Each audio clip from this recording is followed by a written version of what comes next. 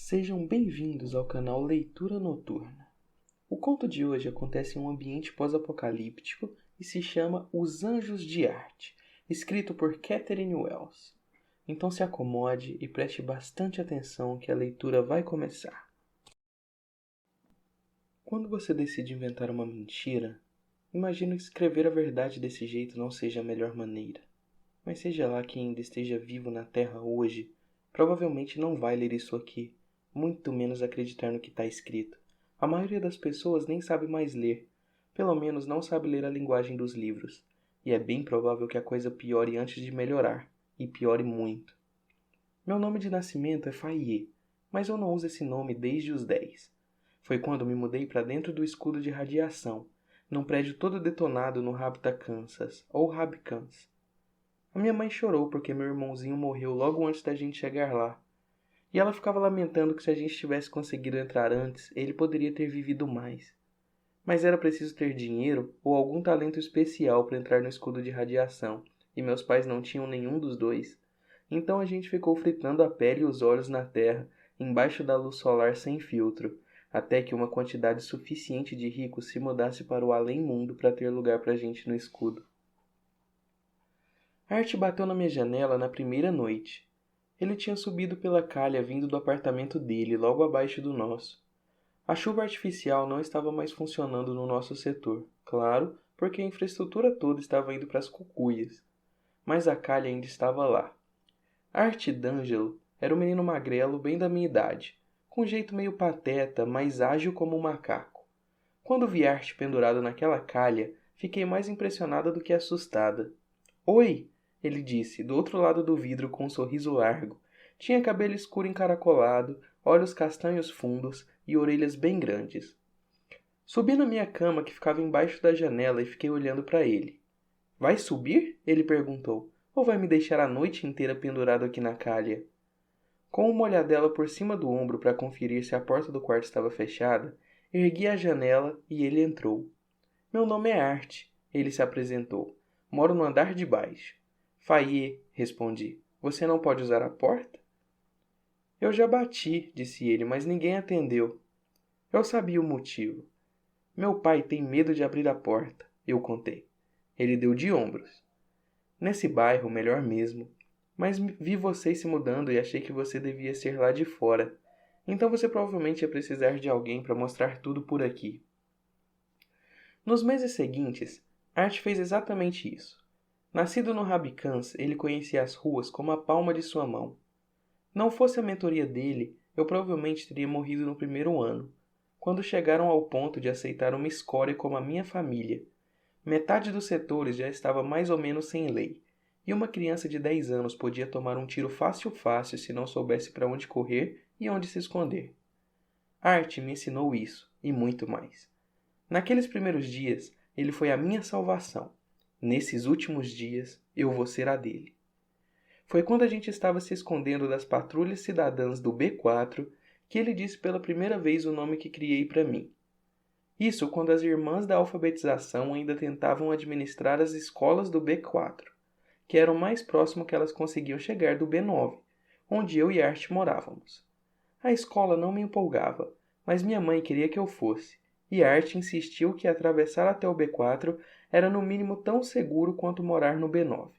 Em geral isso era verdade, mas não quando as patrulhas cidadãs, as PCs, estavam na rua. A gente sabia que naquele dia ia dar problema, porque na carteira de Melissa estava vazia na hora da chamada, e correu o boato de que ela tinha sido encontrada numa lixeira, faltando uns pedaços. Então as PCs estavam na rua naquela tarde, em busca de alguém que pudessem punir. Os B9s eram um dos alvos preferidos. Art e eu corríamos de uma sombra para um poço, solo acima e abaixo, tentando ficar fora do caminho deles.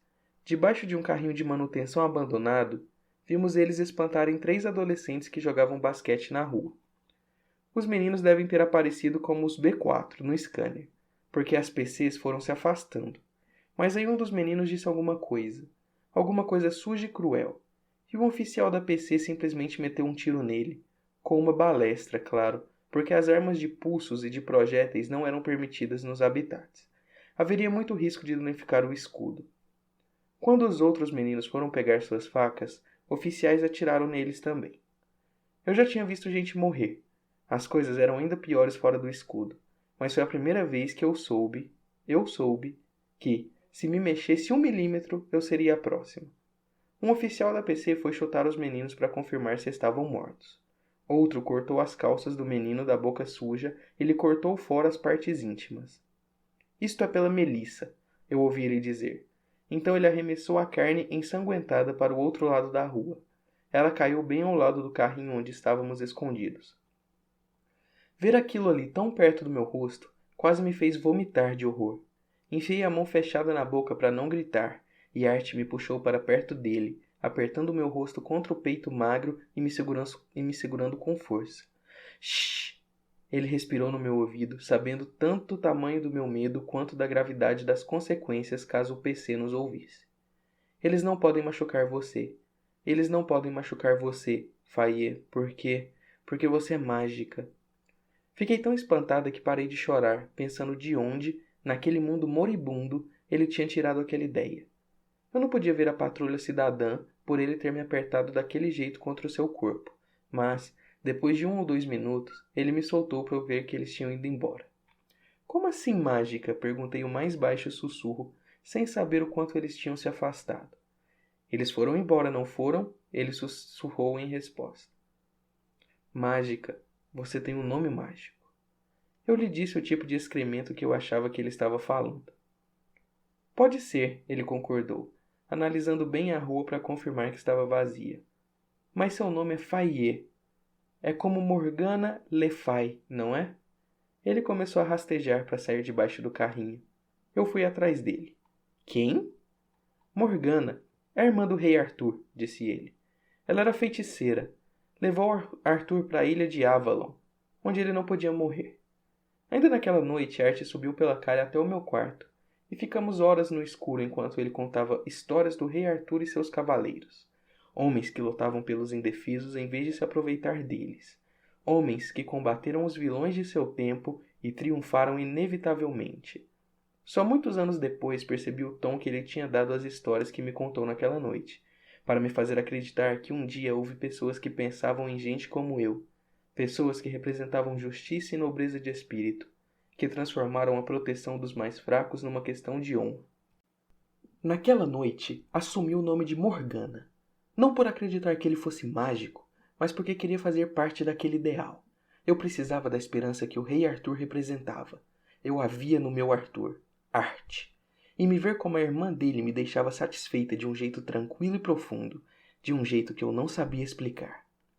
Eu estava longe de ser a única pessoa atraída por Art. Ele já tinha começado a juntar seguidores quando o conheci. Crianças que cresceram com ele, e outras como eu com quem foi fazendo amizade. A vida em grupo era mais segura, desde que não houvesse balestras no caminho.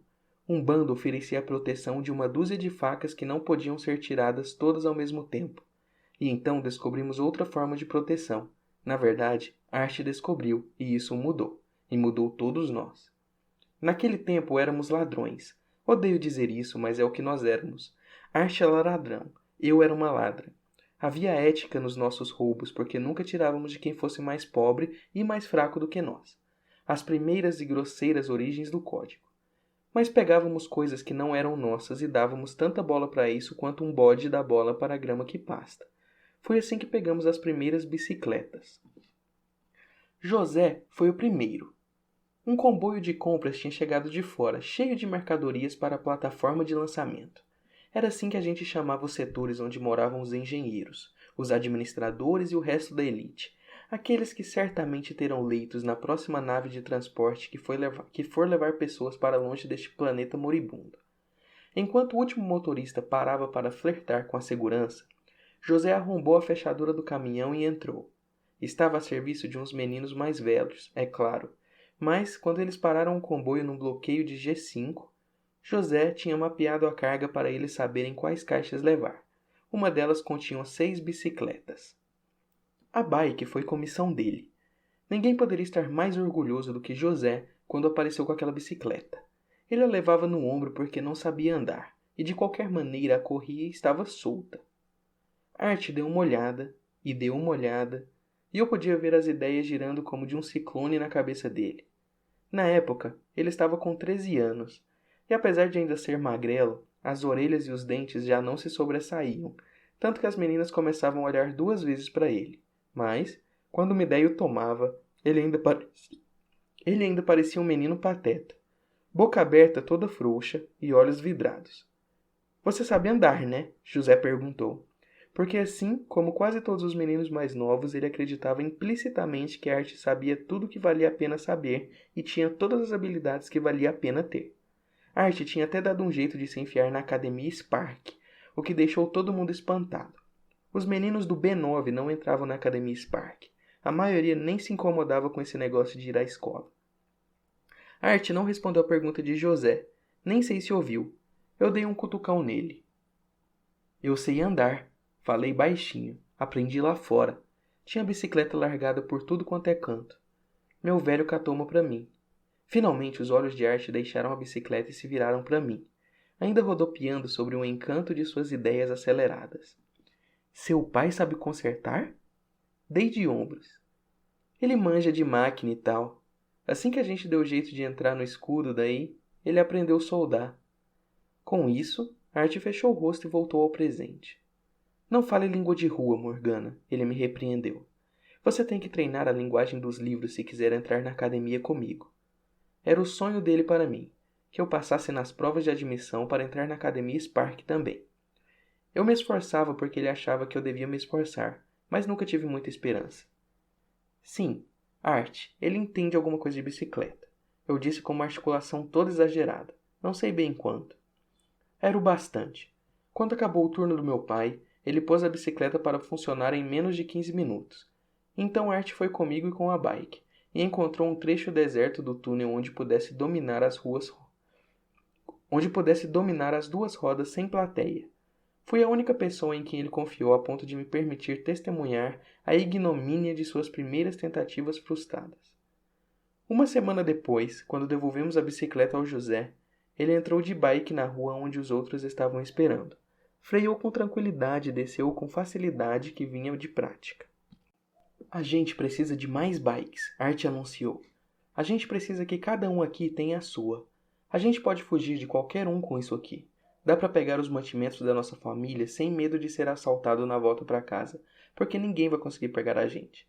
A gente pode ir atrás de um amigo que seja encrencado e pode fugir das encrencas que aparecem. A bike é a resposta. E como ele era o Art, todos nós acreditamos. No ano seguinte, brotaram bicicletas como cogumelos de aço pelas ruas do B9. A gente perdeu um menino no processo. Torei tomou um tiro de segurança quando estávamos escapando do F5, aonde nunca devia ter ido tentar a sorte. Mas isso deixava 17 de nós sobre rodas, cavaleiros da roda redonda. Eu ria. Você pode achar estranho que a arte tenha conseguido tantos seguidores, tenha conquistado a lealdade de tantas pessoas que seriam capazes de... E às vezes chegaram mesmo a se sacrificar e sacrificar seu bem-estar para seguir seu código. Estou convencida de que a resposta se apoia em 3 qualidades que a arte possuía em maior medida que os outros seres humanos: compaixão, convicção e compulsão. Quando a arte se dedica por alguma ideia, e atrás dela com uma concentração que os meros mortais nem ousavam tentar, e a intensidade dessa devoção sugava as outras pessoas, como um buraco negro. As bicicletas viraram o mundo dele. Entre as poucas coisas que meu pai sabia e uns livros que encontramos online, Art aprendeu não apenas manutenção e conserto de bicicletas. Também aprendeu geometria de quadros, fatores de tensão e métricas de performance.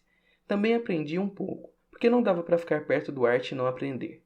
Mas basicamente foquei em manutenção e conserto. Para ele, não bastava que a gente aprendesse a andar e cuidar das bikes. A gente precisava treinar. Ele fazia todo mundo acordar antes do sol nascer todo dia para correr pelas ruas do B9 e do B7. Nossas pernas engrossaram, musculosas, enquanto competíamos uns com os outros em velocidade e resistência.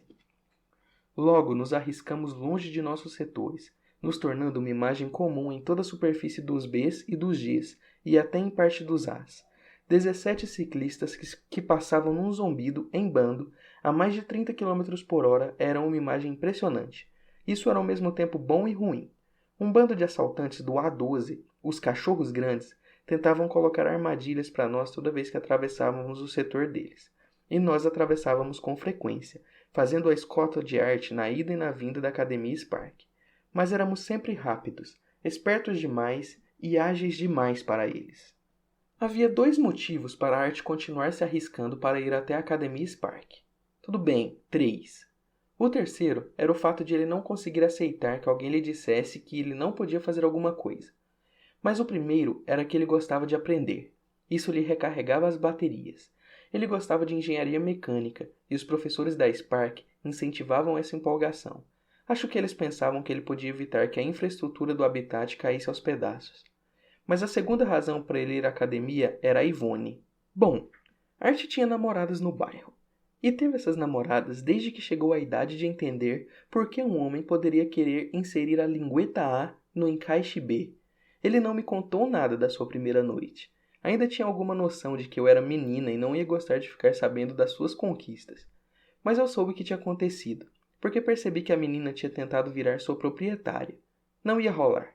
Art sempre teve um gosto refinado no que se referia a meninas, e não dava para encontrar nada refinado no B9. Ivone era refinada. Nunca nos conhecemos, mas sabia porque Art me contava tudo sobre ela. Ele estava caidinho, e isso não era o tipo de coisa que você podia contar para os outros caras. Então ele contava para mim.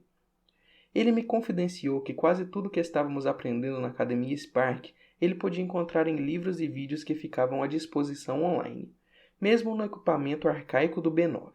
Além disso, ele podia ganhar sua ração de mantimento só cuidando do serviço de entregas que tinha começado. Então, no fundo, não precisava entrar num programa universitário. Mas uma menina como a Ivone não ia se casar com um entregador e morar no B9. Então ele tinha que arranjar um diploma e uma moradia melhorzinha para poder construir uma vida com a Ivone.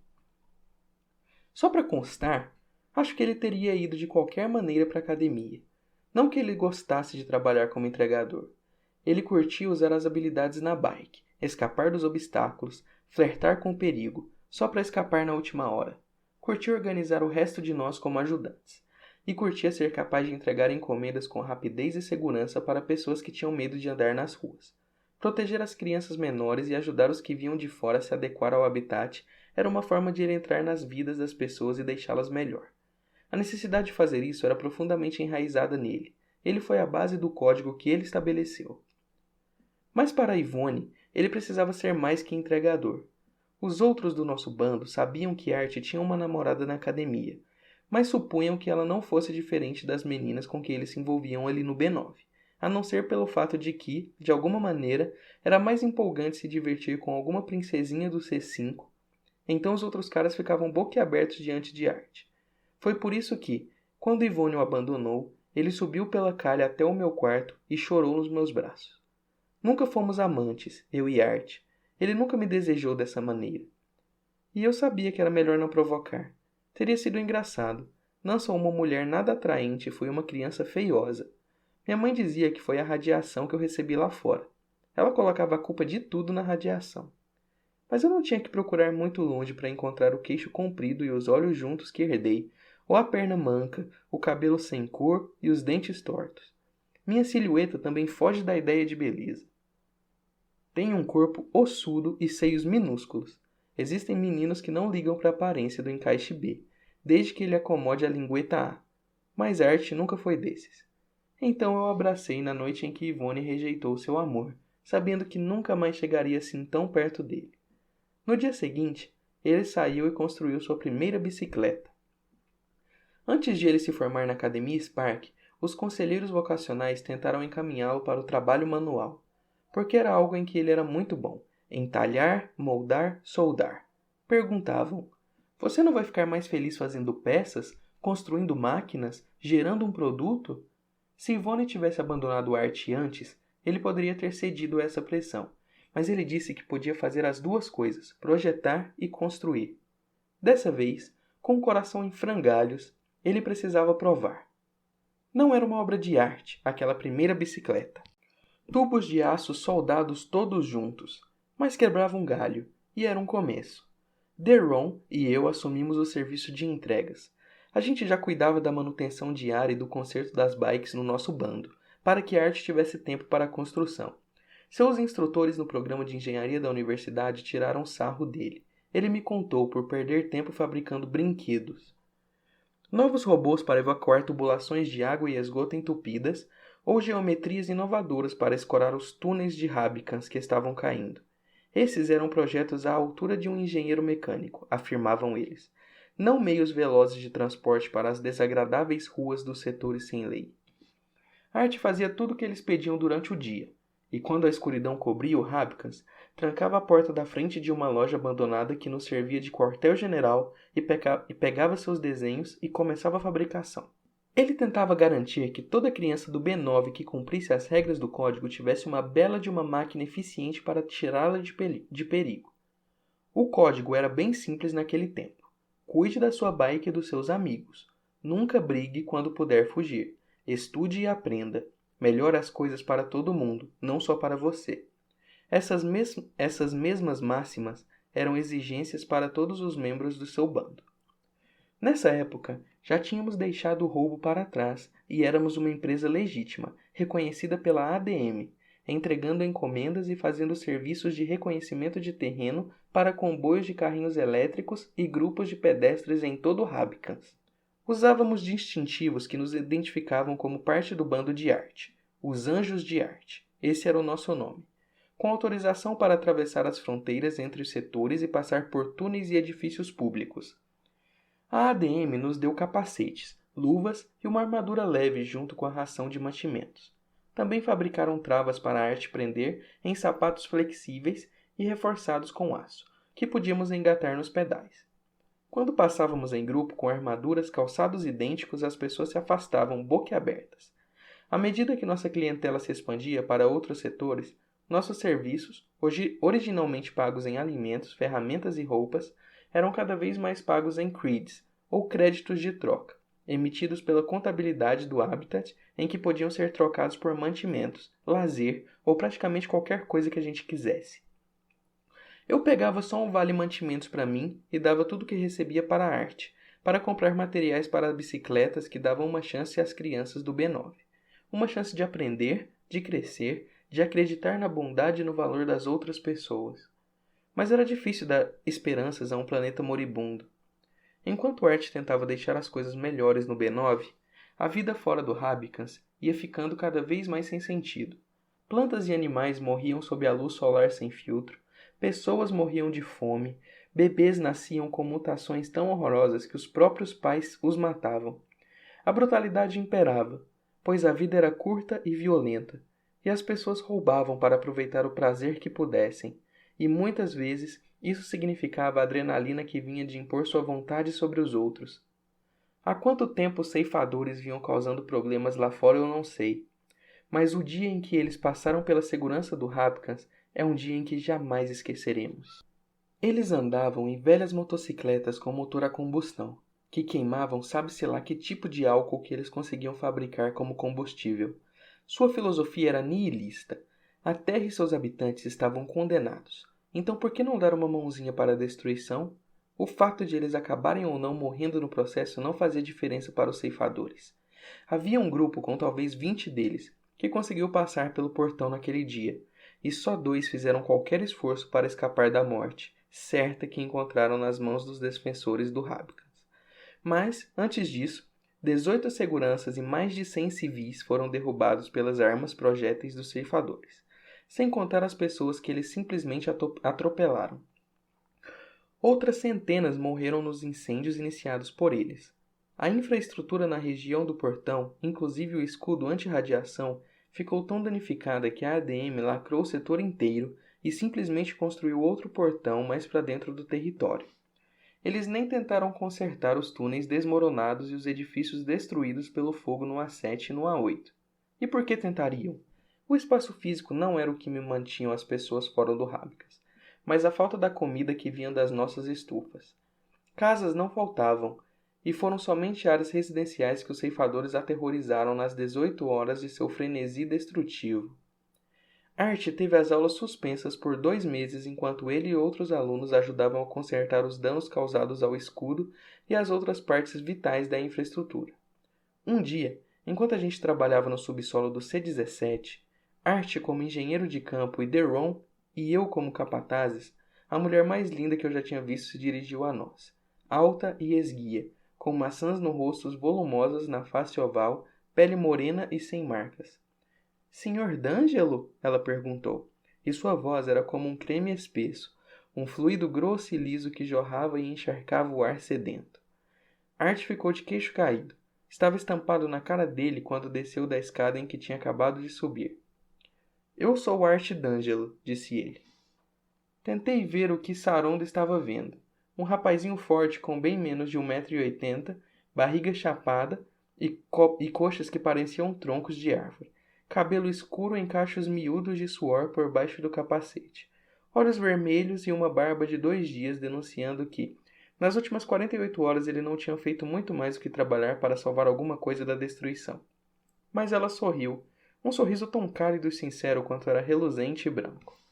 Meu nome é Saronda McCabe. Fiquei sabendo que você fabrica bicicletas. Ela estudava engenharia elétrica e seu pai tinha medo porque ela precisava ir à casa deles no F3 até o estágio no C7. Ela achava que uma bicicleta podia ser a resposta. Art concordou, desde que ela também recebesse treinamento prático para evitar o perigo, que ele, claro, adoraria oferecer sem custos adicionais. Deron e eu trocamos olhares. Então levamos os operários que estavam sob nossa responsabilidade para procurar um almoço, enquanto os dois sorriam um para o outro e trocavam elogios. Aposto 10 creeds que ele garfa aquela ali ainda hoje, Deron resmungou quando viramos a esquina. Eu não achava isso. Ela era coisa fina. Mas não fui estúpida a ponto de aceitar a aposta. Que bom, eu teria perdido. Quando a bicicleta da Saronda ficou pronta, começamos a passar pelo F3 logo de manhã para acompanhá-la por alguns quilômetros, depois dos quais ela e Art se separavam do grupo e seguiam sozinhos, porque, ele dizia, ela ainda não dava conta de acompanhar o nosso ritmo. Era verdade, e eles de fato foram ficando mais tempo com a gente à medida que ela melhorava. Mas ela havia recebido uma moradia separada dos pais. O pai dela tinha um posto alto na ADM, e em poucos meses já estávamos passando para pegar o Art no F3 também. A fábrica de bicicletas foi ficando às moscas, até porque todas as crianças do B9 já tinham bicicletas a essa altura. E todos os anjos tinham uma máquina especial de primeira linha. Nos fins de semana, ele voltava até o B9 para ver como ia o serviço de entregas e para conviver com a galera. E ainda era o mesmo Art, o mesmo sorriso imenso, a mesma risada acolhedora, a mesma preocupação com todo o bairro. Mas os meninos tinham saudade dele, e alguns começaram a se rebelar, descumprindo o código. Isso fez com que ele voltasse por um tempo, porque reconhecia que sua presença era necessária para manter todo mundo na linha, para que ninguém deixasse de acreditar. Mas fui ficando mais preocupada com ele naqueles dias, porque quando chegava a noite e as coisas começavam a parecer tranquilas, era aí que ele subia na sua bike e seguia rumo ao F3 para ver Saronda. Era uma hora ruim para ele estar na rua sem o bando. Eu dizia para mim mesma que o Art estava cometendo um erro terrível, que estava se encaminhando para outro fracasso como o de Yvonne, mas acho que ele não acreditava de verdade naquilo. Ele estava feliz demais, e Saronda, maldita carinha estúpida e perfeita, era uma pessoa legal, legal de verdade. Eu gostava dela, por mais que tentasse não gostar. Uma vez ela foi com a gente até o B9, porque queria ver onde Art e o resto do pessoal moravam, conhecer as crianças e ouvir todo mundo recitar o código. Eu queria entrar para as irmãs da alfabetização quando eu era mais nova. Ela me confidenciou enquanto Art explicava a um menino de 9 anos o funcionamento das coroas e a forma mais simples de trocar uma correia. Mas o meu pai nem quis saber. Ele lembrou que a gente estava de saída. Ela se interrompeu de repente, e vi a dor no seu rosto antes que ela conseguisse mudar rapidamente de assunto. Mas eu soube, e quis gritar com Art por ele ser tão estúpido e com Saronda por não impedir que aquilo acontecesse, e comigo, por não sacudir os dois e os obrigar a encarar a realidade. Mas eles estavam apaixonados. Tudo que nos resta aqui no B9 são momentos. Entendi que eles mereciam aquele. Foi em setembro que a nave de transporte chegou e começou a receber aqueles que podiam pagar a cota da passagem para o além-mundo. Houve uma breve onda de empolgação quando um ceifador renegado apareceu de onde quer que estivesse escondido nos últimos 10 meses e jogou uma granada caseira na nave quando ela atracou. Ele morreu com 6 flechas de balestra no peito, e algum segurança mais heróico se jogou em cima da granada. Então a nave não sofreu danos. Mas eu vi tudo isso no jornal sem muito interesse, esperando de verdade as batidinhas na minha janela. O sorriso de Art do outro lado do vidro era forçado. Vai abrir? Ele perguntou. Ou vai me deixar a noite inteira pendurado aqui na calha? Eu estava esperando um repeteco da noite em que Yvonne o deixou, pois já sabia o que tinha acontecido. A família de Saronda estava indo embora naquela nave, e ela havia escolhido a vida além-mundo, onde é possível viver por centenas de anos na paz e no conforto, e não algumas décadas com o menino do B9. Mas eu estava errada. O pai dela tinha comprado a passagem de Art também. Pela felicidade de Saronda e por achar que Art era um homem que merecia ser salvo, um homem que tinha uma contribuição a dar. Então, isto é uma despedida, falei com a voz embargada diante da perda. Mas Art sacudiu a cabeça. Eu não vou, disse ele, como se nunca tivesse levado a sério a possibilidade. Como assim? Perguntei. Você tem que ir, Art. Você tem que sair daqui. E deixar vocês aqui se divertindo sozinhos? Ele falou, embora com a voz rachada e os olhos cheios de lágrimas. Até parece. Você tem que ir, gritei de novo, e bati com o punho cerrado no peito dele. Você tem que ir, Art, por todos nós.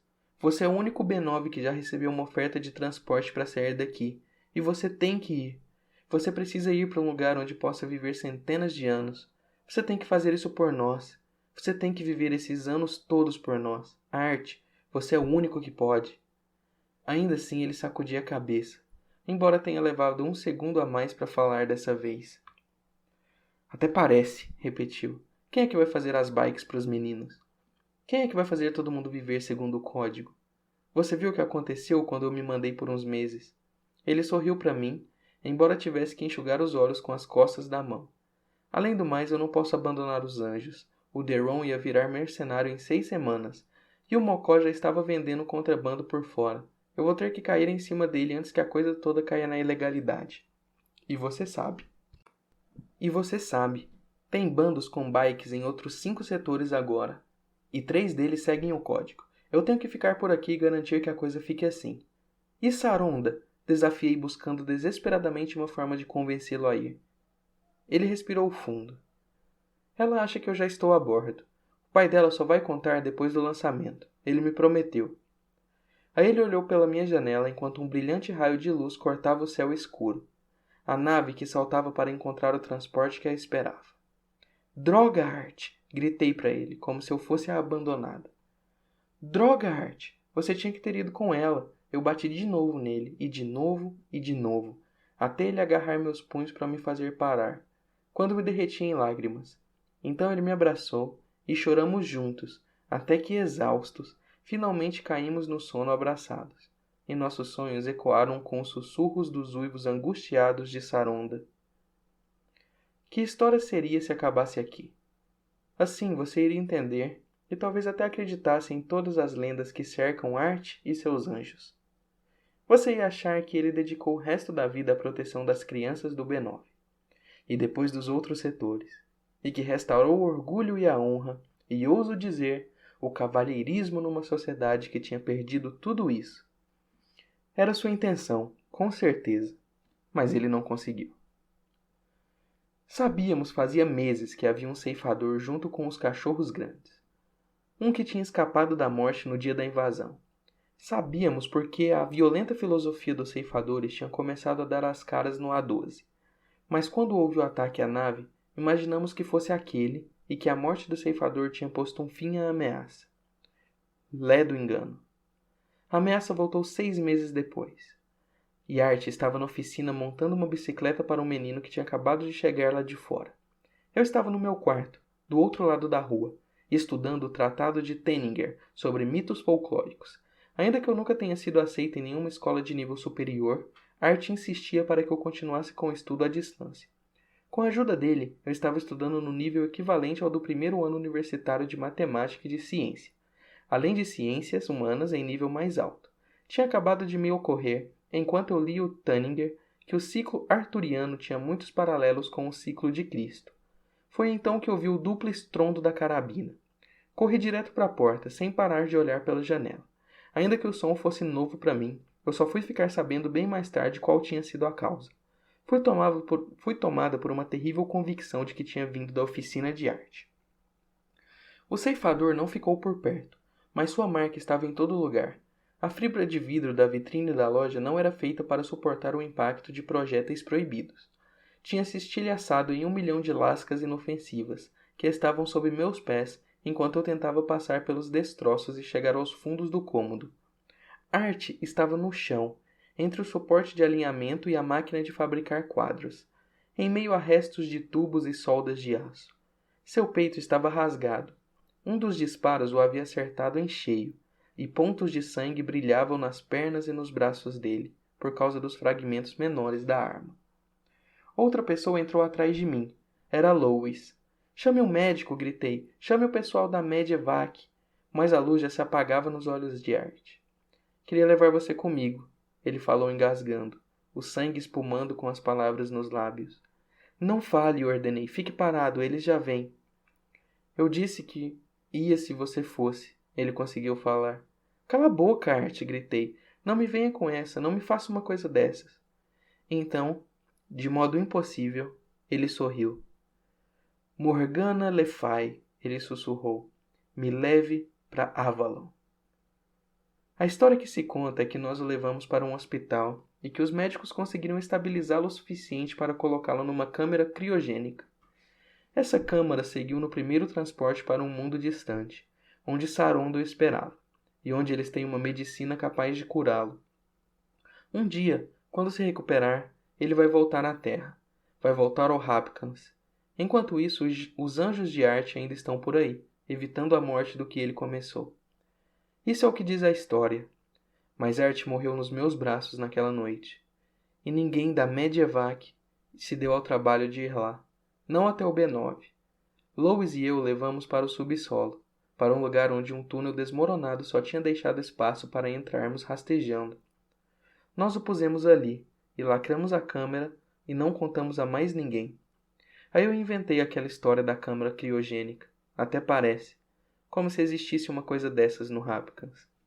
Então, essa é a verdade sobre o que aconteceu com Art D'Angelo. Mas nem tente contar essa história a alguém do Rapkans. Ele ficou ainda mais forte depois de morto. Eu fiz questão disso. Um ato brutal de niilismo me privou do meu amigo, do líder do meu bando, da minha luz guia. Mas não vou deixar aquele ato privar Rapkans de esperança. As histórias das aventuras de Art ficam mais elaboradas cada vez que alguém as conta. E nessas histórias ele sempre consegue, de maneiras que mal podemos conceber, proteger os indefesos e melhorar a vida daqueles que deixou para trás. Por nós, ele recusou uma oportunidade de viver centenas de anos no conforto e na paz com sua amada. Eu, como recompensa, vou lhe dar a imortalidade. Durma bem em Avalon, meu Arthur. O Rapkans não vai esquecer.